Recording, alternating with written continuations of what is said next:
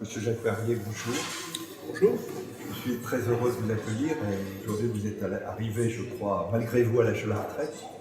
Mais voilà, vous avez côtoyé les plus grands de ce monde dans votre spécialité. Comment on devient, malgré soi, lanceur d'alerte?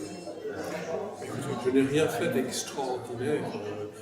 Appelé directeur général, rien d'extraordinaire dans le contexte dans lequel j'étais. En tous les cas, oui, c'est vrai que, comme vous l'avez dit, j'ai d'abord été lanceur d'alerte en interne et prenant toutes les précautions d'usage pour justement sauvegarder les intérêts de la société. Voilà. Alors qui suis-je? J'ai 64 ans, je m'appelle Jacques Poirier, je suis vétérinaire de formation, biologiste, j'ai fait une formation également avec le master comme microbiologiste. Et l'intérêt d'être cadre dans une grande société, c'est qu'on peut passer d'un sujet à l'autre sans pratiquement changer de bureau ou de laboratoire ou même de numéro de téléphone. Ça a été un petit peu mon cas. J'y ai passé des moments absolument merveilleux. Si c'était à refaire, je referais les choses de la même façon. J'y ai côtoyé toutes les corps de profession et des gens qui, chacun dans son domaine, pouvaient être un expert, avec toute la modestie généralement qui est propre aux chercheurs. Voilà. C'est aussi chez cet employeur, je dois donner son nom, hein, il s'appelait Ron Poulain, ensuite il s'est appelé Ron Poulain Porer, ensuite il s'est appelé Aventis, aujourd'hui il s'appelle Sanofi, demain il s'appellera je ne sais pas comment. J'ai donc fait carrière, une partie de ma carrière, 23 ans, au cours desquels un certain nombre de sujets, notamment celui qui m'a valu beaucoup de soucis, ont été abordés. Notamment, alors, celui de la fabrication d'un médicament à destination humaine, je dois préciser, puisque alternativement, ou simultanément, je m'occupais tantôt de médicaments humains, tantôt de médicaments vétérinaires. Là, je parle de médicaments strictement humains, mais dont l'origine, la matière première, est strictement biologique. Il s'agit d'un anticoagulant, une héparine obtenue à partir de tubes digestifs d'animaux, pour des raisons de sécurité. Vous avez entendu parler de la vache folle, et donc des risques de transmission, comme en France, on a pu transmettre une maladie comparable, la maladie de Creutzfeldt-Jakob, à travers des administrations d'extraits d'hypophyse, hormones de croissance. Vous en avez entendu parler, et ce n'est pas une affaire terminée. Il y a encore des gens qui meurent de ces irrégularités commises à partir des années 1985. Donc, je m'occupais de la sécurité biologique d'un produit phare de la société, un blockbuster. Aujourd'hui, ce produit fait 3 milliards 200 millions de chiffre d'affaires, c'est-à-dire presque autant que le chiffre d'affaires annuel du laboratoire Servier. Et je crois que c'est le commerce international qui a amené des dérives que vous avez dénoncées. C'est probable. Moi, je suis chercheur oui, je suis bien au courant. En gros, pour produire une dose d'un anticoagulant de cette héparine, qu'on appelle enoxaparine de sa dénomination commune, nom de marque Lobenax. Pour obtenir une dose, il faut disposer d'un tube digestif d'un porc. Alors bien sûr, la tentation est grande de prendre non pas un porc, mais un ruminant. Ça peut être du mouton, en gros un mouton, une dose, mais ça peut être encore mieux, si je peux dire, pour le businessman sans scrupule, c'est de prendre un bovin, parce que une dose, un tube digestif de bovin, ça représente peut-être 5 doses. Et puis, c'est intéressant également de s'approvisionner chez les bovins parce que c'est interdit. Toutes les réglementations internationales ont interdit, depuis l'affaire de la vache folle en Grande-Bretagne, en France, ont interdit l'utilisation, ne serait-ce que pour l'alimentation, des tubes digestifs de bovins. Ils sont bannis, ils doivent être détruits. Pouvez-vous nous dire si l'approvisionnement des tubes digestifs peut venir du monde entier, y compris de pays où la sécurité, je dirais, sanitaire n'est pas exercée ou pas suffisamment? Ah ben là, vous êtes au cœur de la question. En gros, ce produit, 3 milliards 200 millions d'euros de chiffre d'affaires annuel pour la seule société qui m'a viré, ça représente, je vais dire au doigt mouillé, plusieurs centaines de millions de doses, plus de 500 millions de doses. Il n'y a pas 500 millions de doses de porc parfaitement bien contrôlés. En tous les cas, il n'y en a pas en France. Et donc, on est obligé d'aller les chercher à l'étranger. Donc, c'est sûr que la production de porc en France est une production totalement bien contrôlée, tracée, etc. Il y a à peu près, je dirais, 30 millions de porcs abattus en France et donc 30 millions de muqueuses digestives de porc qui sont raclées de façon ensuite à faire une extraction pour obtenir ce médicament. Quand on vous écoute, donc vos premiers signalements consistaient à dire le devoir de précaution n'est pas respecté dans une production du médicament que je connais. Est-ce que c'est cela? Non, c'est ma direction générale qui est venue me voir en me disant nous voulons sécuriser nos produits, notre produit phare. C'était en 1991, le produit ne faisait à l'époque que 2 milliards de francs de chiffre d'affaires. Nous voulons sécuriser, Monsieur Poirier, nous avons besoin de vous. Ce que j'ai fait avec grand plaisir et passion, j'ai dit 3 choses. Premièrement, traçabilité, s'occuper, vérifier l'origine géographique et d'espèces animales. Attention aux ruminants, que ce soit un bovin, que ce soit un mouton, que ce soit un zébu, que ce soit un buffle, que ce soit, que sais-je, ruminant. Et donc, traçabilité. La deuxième chose, donc il faut faire des audits chez, et déjà, à l'époque, on parlait de Chine. La Chine qui était déjà un pays opaque d'un point de vue sécurité sanitaire. Deuxième chose, avais-je dit, il faut mettre en œuvre des méthodes analytiques permettant de détecter des adjonctions frauduleuses ou accidentelles de ruminants, de muqueuses de ruminants dans les matières premières pour éviter la transmission du prion, responsable de la vache folle, un agent qui résiste à pratiquement tous les traitements chimiques, physiques, thermiques. Donc on vérifie et je me suis tourné vers l'INRA, dans la personne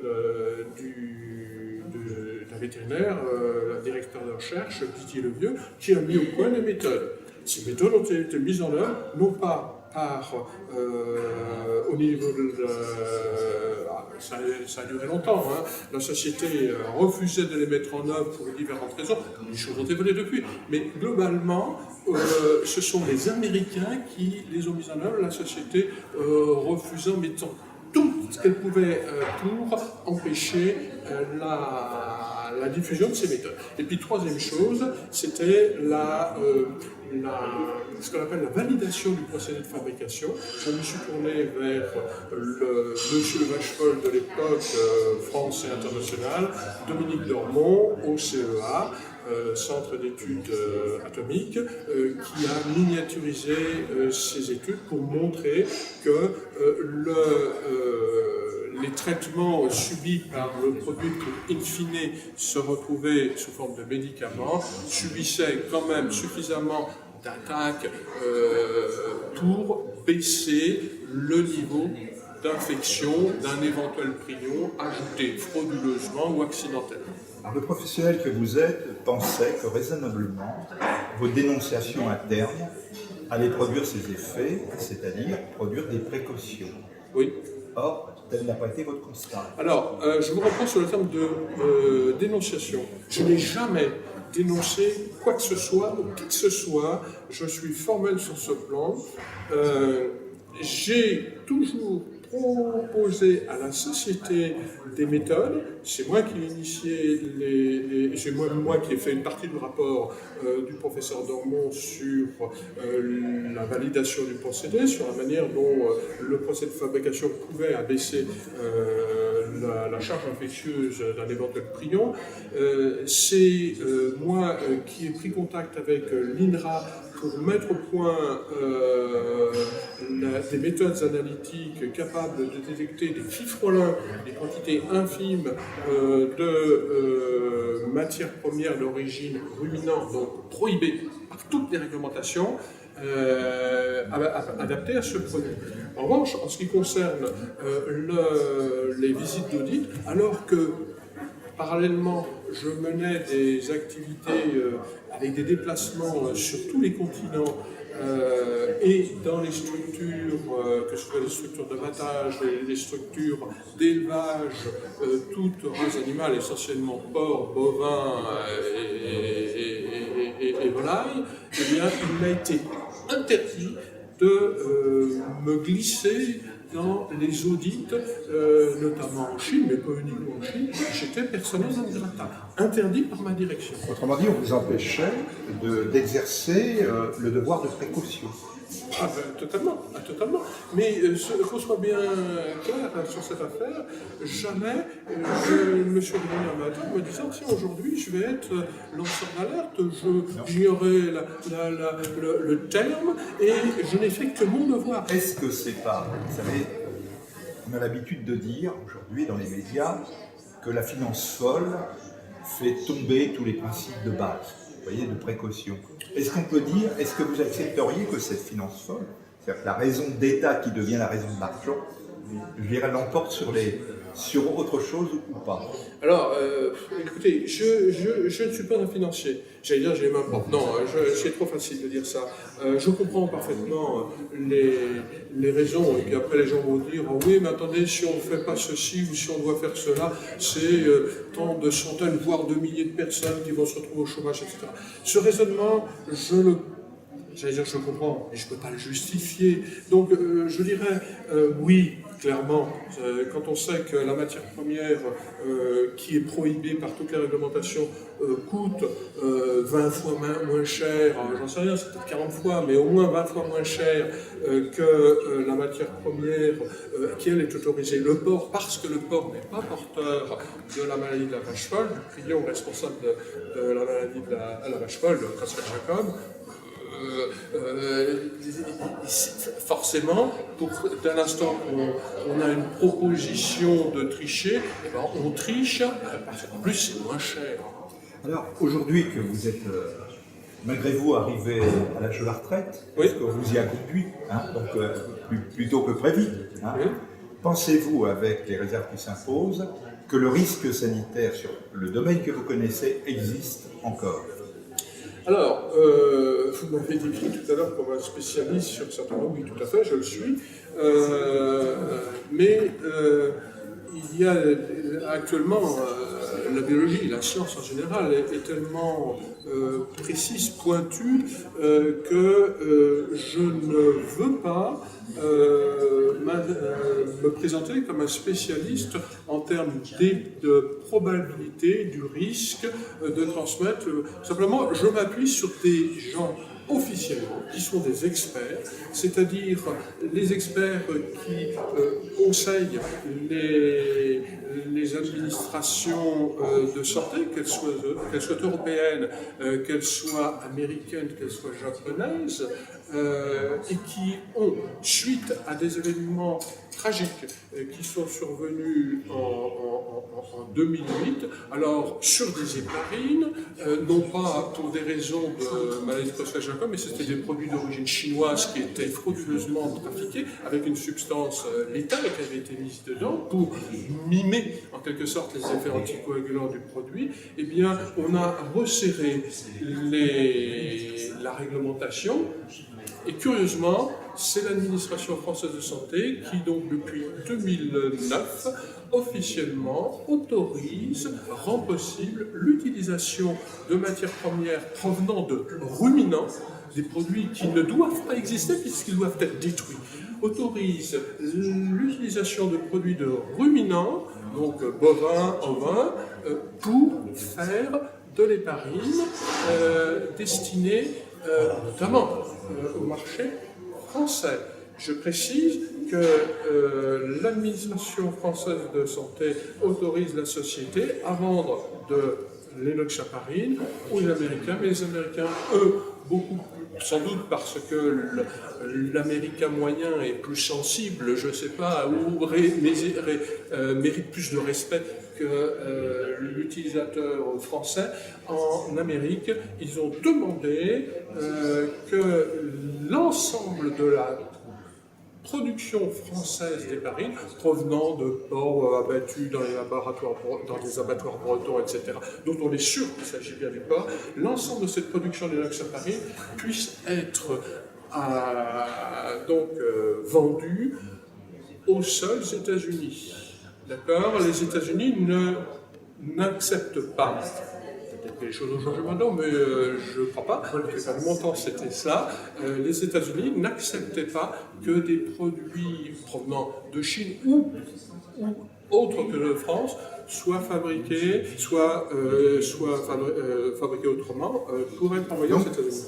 Vous invitez, si on vous écoute bien, les pouvoirs publics à être très vigilants encore aujourd'hui sur ce sujet. Mais ils le savent, les pouvoirs publics, puisque ce sont eux-mêmes, les pouvoirs publics français, qui ont modifié la réglementation. Vous êtes conscient que votre propos va nourrir des réactions ? Écoutez, je sais qu'il nourrit des réactions, parce que ce n'est pas la première fois que je le dis ou que je l'écris. Je peux même vous communiquer les informations électroniques qui ont été transmises à un haut responsable des héparines il y a quelques années. Donc il écrivait les raisons pour lesquelles désormais l'administration française de santé autorise des produits d'origine de ruminants pour fabriquer l'énoxaparine. Donc j'ai ce document. Aujourd'hui, je vous ai classé tout à l'heure dans l'interview en tant que lanceur d'alerte, qui est une notion très récente, Oui. puisque les textes sont très récents, notion qui est beaucoup mieux cernée, protégée aux États-Unis et au Canada, Oui. et pas en Europe, et non plus pas en France. Certes, il y a des textes qui viennent d'apparaître, mais il n'y a pas un véritable statut, donc de protecteur, autrement dit, qui permettent la discrétion, la protection, l'assistance.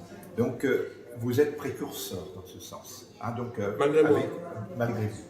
Dites-nous comment on le vit ça au quotidien. De façon très difficile. Ça dure depuis plus de 10 ans, c'est abominable. Alors, c'est très long, c'est très lourd. Heureusement qu'il y a des gens qui vous soutiennent. Des gens, ce sont des professionnels, ils ne se touchent pas au portillon, je peux vous dire. Il y a les amis, il y a la famille, mais on est vraiment bien seul. On est vraiment bien seul. Et qu'est-ce qui fait qu'on tient ? C'est parce que, certes, on a d'autres comment dirais-je, centres d'intérêt, d'autres raisons de vivre, mais aussi parce que, et c'est le principe du harcèlement moral, c'est qu'on vous fait passer alternativement de perspectives absolument fabuleuses, ou enfin vos recommandations, je n'ai pas dit vos alertes, vos dénonciations, vos recommandations vont être adoptées, et puis on vous fait passer aux enfers. Donc c'est un cycle, et on croit toujours, quand on est en haut, que ça va enfin...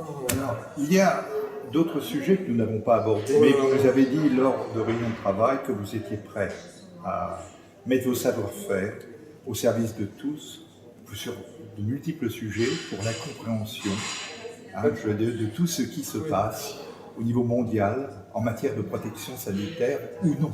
Oui, oui. Alors, je réitère cette proposition. Vous avez parlé de savoir-faire, je ne parlerai pas moi de savoir-faire, tout simplement, je suis un sachant. Et en tant que sachant, comme beaucoup d'autres d'ailleurs, j'ai l'obligation morale, éthique, là comme vous voudrez, j'ai l'obligation de parler.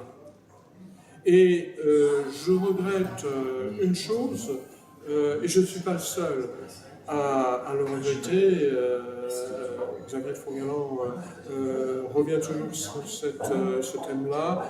Les sachants devraient être un jour un petit peu plus, je vais dire, sollicités pour qu'ils parlent.